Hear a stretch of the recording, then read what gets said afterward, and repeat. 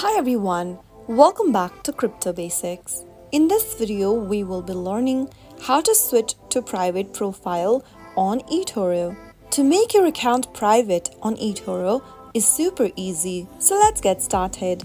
Launch open your Etoro application on your mobile device and sign into your account if necessary. Once you're in the main home screen, click on the hamburger menu at the top left corner. From the expanded menu, click on Settings. Under Settings, tap on Privacy.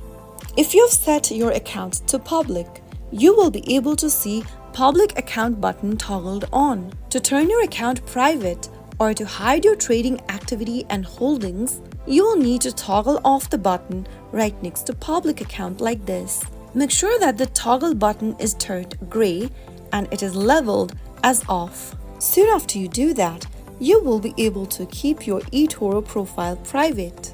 Keeping your Etoro profile private can offer several benefits, particularly around privacy, security, and control over your personal information. So that's how you easily do it.